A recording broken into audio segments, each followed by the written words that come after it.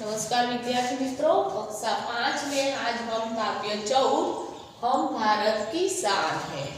तो विद्यार्थी मित्रों, काव्य देखता पहला आप अपनी अपनी पुस्तक निकाल लीजिए। पहले हम काव्य का सारांश देखेंगे, फिर काव्य गान करेंगे, फिर काव्य समझेंगे।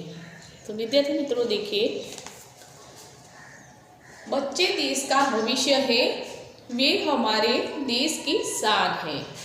इस कविता में बच्चे बता रहे हैं कि वे कैसे कैसे काम करके देश को आगे बढ़ाएंगे।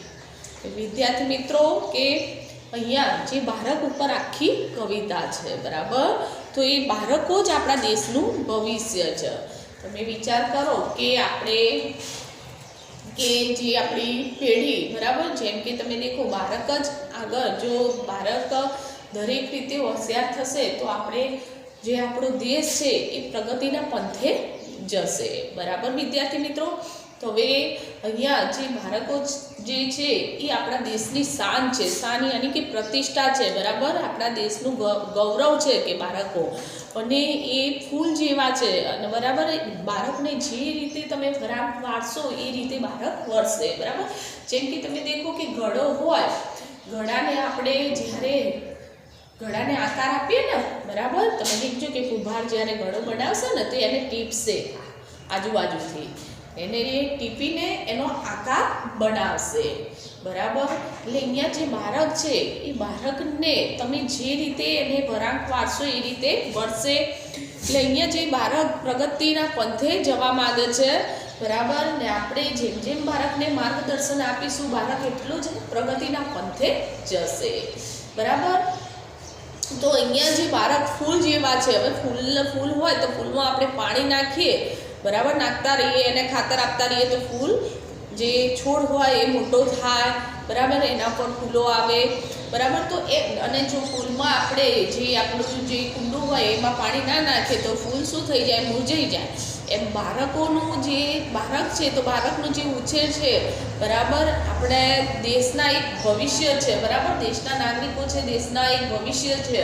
તો એ ભવિષ્યને આપણે એક શ્રેષ્ઠ બાળક બનાવવાના છે, એમને શ્રેષ્ઠ નાગરિકો બનાવવાના છે। તો એના માટે આપણું માર્ગદર્શન ઘરેથી, ટીચરોથી ખૂબ માર્ગદર્શન ખૂબ જરૂરી છે। તો આમાં જે આપણે કાવ્ય છે તો કાવ્યમાં પણ જે બાળક છે એ બાળક આગળ પ્રગતિ કરવા માગે છે, રૂકવા માંગતા નથી, બરાબર। તમે એક બાળક જ છો વિદ્યાર્થી મિત્રો, તો તમારી જે પ્રગતિ છે, બરાબર, તમારે જાતે જ કરવાની છે। આજે મમ્મી છે કે પપ્પા છે કે ટીચર છે, બરાબર, તમને શીખ તો બધી જ આપશે, પણ એને માર્ગદર્શન તમારે બધું યોગ્ય રીતે તમારે લેવાનું છે અને તમારે જ આગળ વધવાનું છે, બરાબર। અને એક દેશના એક તમારા દેશની એક શાન છો, એક પ્રતિષ્ઠા છો, બરાબર, તો દેશનું ગૌરવ વધારવાનું છે। તો તમે એવા સારા કાર્ય કરશો, બરાબર, તો તમે પ્રગતિના પંથે જઈ શકશો। તો વિદ્યાર્થી મિત્રો, અહીંયા એક સરસ કાવ્ય છે બાળક ઉપર કે હમ ભારત કી શાન હૈ, કે આપણા ભારત દેશની એક શાન છે, પ્રતિષ્ઠા છે, આપણા દેશનું ગૌરવ છે આ બાળકો, બરાબર। ને બાળકોથી જ આપણો જે દેશ છે એ પ્રગતિના પંથે જશે। જો બાળક ઉજ્જવળ હશે, બરાબર, ને પ્રગતિના પંથે જશે તો આપણા દેશની એક શાન વધશે, પ્રતિષ્ઠા વધશે, બરાબર। તો અહીંયા જે બાળકો છે એ આગળ ને આગળ વધવા માંગે છે, પાછા પડવા માંગતા નથી। તો તમે પણ જીવનમાં પ્રગતિના પંથે વધો, બરાબર, અને આગળ ને આગળ તમે વધો, પાછળ પડશો નહીં, બરાબર। તો અહીંયા તમે આપણે પહેલાં એક કાવ્યગાન કરીશું અને પછી કાવ્ય સમજશું।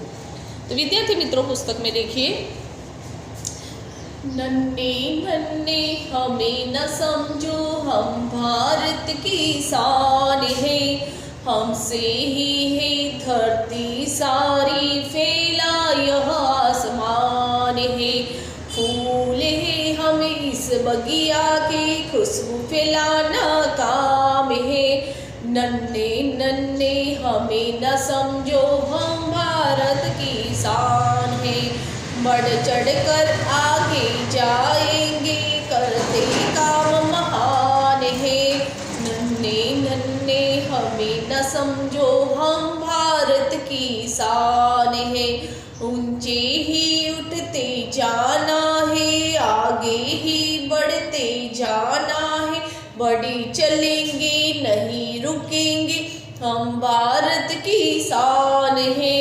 नन्हे नन्हे हमें न समझो, हम भारत की शान है।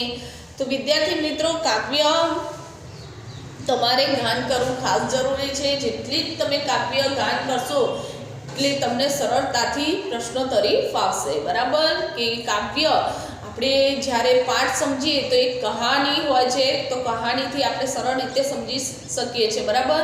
કહાની યાદ પણ રહી જતી હોય છે, પણ કાવ્યમાં કાવ્યગાન પહેલાં કરવું ખાસ જરૂરી છે। કાવ્યના ગાન ઉપરથી તમને જે પ્રશ્નોત્તરી સરળ રીતે ફાવશે, અને જે આપણે મોટા પ્રશ્ન તો આપણે સમજવા માટે પહેલાં કાવ્ય સમજશું, બરાબર। પછી કાવ્ય समझिया પછી તમને પ્રશ્ન પણ ફાવશે, बराबर। तो अगले वीडियो में हम आगे देखेंगे। नमस्कार।